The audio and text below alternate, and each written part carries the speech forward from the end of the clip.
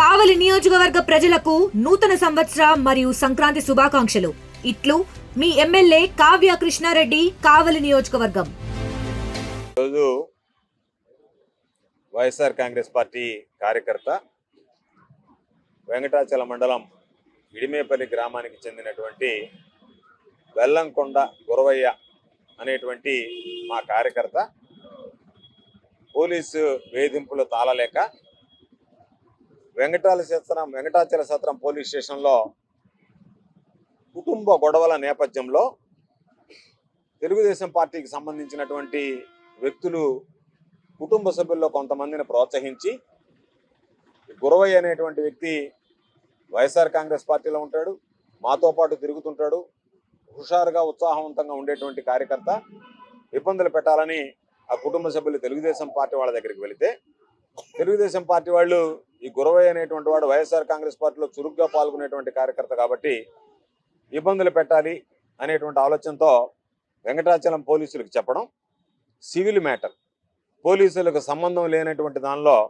ఈరోజు అక్కడ సిఐగా వ్యవహరించేటువంటి సుబ్బారావు ఎవరైతే ఉన్నారో ఆయన కాకి చొక్కా విప్పేసి పసుపు చొక్కా వేసుకుని పనిచేస్తున్నాడు. అక్కడ ఆయన ఇష్టారాజ్యంగా మాట్లాడడం, ఇష్టారాజ్యంగా వ్యవహరించడం, దానిలో భాగంగా ఎంత దారుణం అంటే తీసుకొచ్చి కొట్టడం, తిట్టడం, బూతులు ఏ విధంగా మాట్లాడారు అంటే పాపం ఆ గురవయ్య ముందే గురవయ్య భార్యని నానా విధంగా మాట్లాడి చివరికి నిన్ను చంపేస్తే దిక్కెవడరా, నిన్ను అడ్డుకునేది ఎవడరా అన్న స్థాయిలో మాట్లాడి ఇంకా ఆ బూతులు పాపం ఆ బిడ్డ చెప్పడానికే బాధపడుతుంది. ఆ స్థాయిలో భార్యను మాట్లాడేటప్పటికీ తను దెబ్బలు కోర్చుకోగలడు. ఈరోజు ఆ విధంగా మాట్లాడేటప్పటికీ దాన్ని తట్టుకోలేక వెళ్ళి ఈరోజు ఆత్మహత్యకు పాల్పడడం జరిగింది. ఈరోజు డాక్టర్లతో మాట్లాడడం, ప్రాణాపాయ స్థితిలో కొట్టుమిట్టాడుతున్నాడు. ఇబ్బందికర పరిస్థితులు మరో 24 గంటలు గడవాలి. అది కిడ్నీ మీద ఎంతవరకు దాని ప్రభావం ఉంటుందో ఇప్పుడే చెప్పలేము అని చెప్పి డాక్టర్ చెప్పడం జరిగింది. అంటే పోలీసు వ్యవస్థ ఈ జిల్లాలో రోజు రోజుకి ఎంత దిగజారిపోతుంది, ఏ స్థాయిలో ఈరోజు వైఎస్ఆర్ కాంగ్రెస్ పార్టీకి సంబంధించినటువంటి వాళ్ళని ఇబ్బందులు గురి చేస్తుంది. ఈ వ్యక్తి ఎవరైతే ఉన్నారో సుబ్బారావు అనేటువంటి వ్యక్తి ఎంత అవినీతికి పాల్పడుతున్నాడు, ఎంత అక్రమాలకు పాల్పడుతున్నాడు అనేటువంటిది ప్రతి ఒక్కరికి చెప్పాల్సినటువంటి అవసరం లేదు. పోలీస్ శాఖలో ఉన్నటువంటి ఉన్నతాధికారులకు కూడా ఇప్పటికే ఆయనకు సంబంధించినటువంటి అవినీతి అక్రమాల చిట్టా అంతా ఇంత కాదనేటువంటిది అర్థమైంది. ఈరోజు తను అవినీతికి పాల్పడుతూ విచ్చలవిడిగా డబ్బులు సంపాదిస్తూ ఈ అక్రమాలన్నీ చేస్తూ తెలుగుదేశం పార్టీ అండ ఉంటే నన్ను ఎవరు ఏమి చేయలేరనేటువంటి ఒక ఉద్దేశంతో ఈరోజు వైఎస్ఆర్ కాంగ్రెస్ పార్టీకి సంబంధించి తెలుగుదేశం వాళ్ళు చెప్పిన వెంటనే జీ హుజూర్ అంటూ ఈరోజు వాళ్ళకి గులాంగిరి చేస్తూ వాళ్ళు చెప్పినటువంటి ఆదేశాలన్నీ పాటించేటువంటి పరిస్థితి. ఎంత నీచమైనటువంటి స్థాయికి సుబ్బారావు దిగజారిపోయాడంటే వైఎస్ఆర్ కాంగ్రెస్ పార్టీ ఎవడన్నా ఫ్లెక్సులు కడితే అది ఇప్పించేది సుబ్బారావే, ఇంకెవరు తెలుగుదేశం పార్టీ నాయకులు కూడా రారు. ఎవరన్నా తెలుగుదేశం పార్టీ వాడు ఫ్లెక్స్ కట్టాలంటే సుబ్బారావు కడతాడు. అందుకని అంత నీచ స్థాయికి దిగజారిపోయి ఈరోజు కారణం ఏంది, ఎప్పుడూ లేనటువంటిది హస్మూరు దర్గా దగ్గర ఒక పవిత్రమైనటువంటి స్థలంలో ఈ సుబ్బారావు వెళ్ళి డైమండ్ డబ్బా ఆడించి వాళ్ళ దగ్గర డబ్బులు తీసుకున్నాడు. గోలగమూడి పుణ్యక్షేత్రం గోలగమూడి అనకాపల్లికి సంబంధించి అక్కడ డైమండ్ డబ్బా ఆడారు. ఈరోజు ఎవరు వెళ్ళినా సరే పోలీసు ఉన్నతాధికారులు ఒకసారి దృష్టి పెడితే ఈరోజు కాకర్లవారిపాలెం ఉంటాం, తాటిపర్తివారిపాలెం పరిసర ప్రాంతాల్లో కోడి పందాలు ఈరోజు కూడా నిర్వహిస్తున్నారు. వాళ్ళకి సంబంధించినటువంటి దాంట్లో రోజువారీ మామూలు తీసుకుని సుబ్బారావు వాళ్ళందరినీ కూడా ఈరోజు మీ ఇష్ట ప్రకారం చేయండి అన్నట్టుగా వాళ్ళని ప్రోత్సహించేటువంటి పరిస్థితి ఏర్పడింది. కాబట్టి ఖచ్చితంగా ఇటువంటి వాళ్ళ విషయంలో పాత ఎస్పీగా కృష్ణకాంత్ ఉన్నప్పుడు ఈ జిల్లాని భ్రష్టు పట్టించాడు. ఏ విధంగా కావాలంటే ఆ విధంగా కేసులు పెట్టండి, మీరు ఏ విధంగా చేసుకోండి, ఎమ్మెల్యేలు ఏం చెప్తే అది వినండి అని చెప్పి పోలీస్ అనేటువంటి దాన్ని వ్యవస్థని కృష్ణకాంత్ నిర్వీర్యం చేశాడు.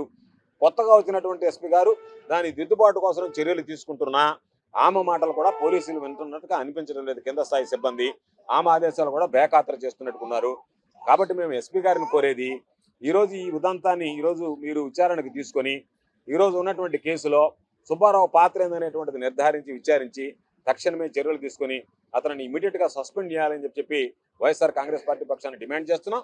తప్పనిసరిగా ఆ కుటుంబానికి అండగా నిలవడంతో పాటు గురవయ్య కుటుంబానికి రాబోయేటువంటి రోజుల్లో గురవయ్య లాంటి వ్యక్తులను తీసుకొస్తే జనవరి 1వ తేదీ పాపం పసిబిడ్డలు, చిన్న బిడ్డలు పాపం మా కుటుంబం గోడుగోడమంటుంది. ఏదైనా జరిగితే గురవయ్యకి మా కుటుంబం వీధిని పడేటువంటి పరిస్థితి ఏర్పడుతుందని అంటే గురవయ్య చెప్పాడు, అయ్యా నాకెందుకో ఆ సిఐ సుబ్బారావు మాట్లాడినటువంటి మాటలు అన్నం తినడానికి కూడా ఇష్టపడక నా కళ్ళ ముందే నా భార్యని మాట్లాడిన తర్వాత నా కోసరం నన్ను నమ్ముకొని వచ్చినటువంటి నా భార్యని ఈరోజు తిట్టు తినాల్సినటువంటి పరిస్థితి ఏర్పడింది కదా ఆమెకు అని చెప్పి నాకు మనస్సాక్షి అంగీకరించక నేరుగా పొలంలోకి వెళ్ళి మందు దాగి చనిపోవాలనిపించింది. కాబట్టి నిజంగా చనిపోవాలని మందు దాగానని చెప్తున్నాడంటే ఈ సిఐ అనేటువంటి వాడు ఎంత నిర్దాక్షంగా వ్యవహరిస్తున్నారు, పోలీసు వ్యవస్థ ఎంత దారుణంగా ప్రవర్తిస్తుంది, పోలీసులు ఏ విధంగా ఈరోజు ప్రజలకు సంబంధించినటువంటి మాన ప్రాణాలతో చెలగాటమాడుతున్నారు అనేటువంటి దానికి ఇది ఒక ఉదాహరణ.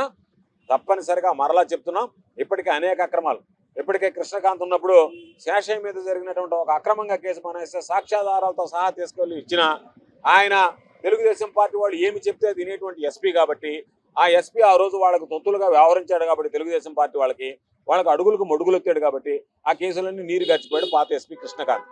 ఈ రోజు వచ్చినటువంటి ఎస్పీ గారు కాస్త ధైర్యంగా తీసుకోవాలి, ముందుకు వెళ్ళాలన్నటువంటి ఆలోచన చేసినా ఆ పాత వాసన ఇంకా పోయేటువంటి పరిస్థితి లేదు, ఆ పాత వాసన కొనసాగుతుంది. కాబట్టి తప్పనిసరిగా ఎస్పీ గారిని మీరు కఠిన చర్యలు తీసుకొని ఈ జిల్లాలో శాంతి భద్రతలను కాపాడండి. లేని పరిస్థితుల్లో రేపు ఈ ప్రజల్లో తిరుగుబాటు అనేటువంటిది ప్రారంభమయ్యి ప్రజలందరూ వెళ్ళి పోలీస్ స్టేషన్లు ముట్టడించి శాంతి భద్రతలకు విఘాతం కలిగితే దానికి సంబంధించి పోలీసు వ్యవస్థ, పోలీసు శాఖ భారీ మూల్యం చెల్లించుకోవాల్సినటువంటి పరిస్థితి ఏర్పడుతుంది.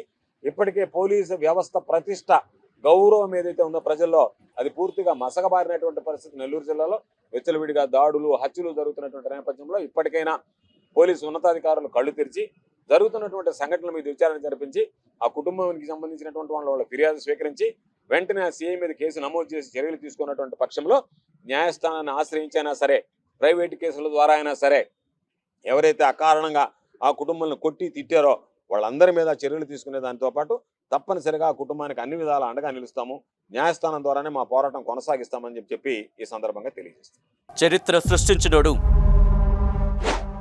ఇప్పుడు ఆ చరిత్రని తిరగరాయబోతున్నాడు. అబద్ధాల గోడల్ని బద్దలు కొట్టి నిజాలను రాగా మీ ముందుంచబోతున్నాడు. నిజమైన వార్తల కోసం వెంటనే డౌన్లోడ్ చేసుకోండి రా యాప్ని.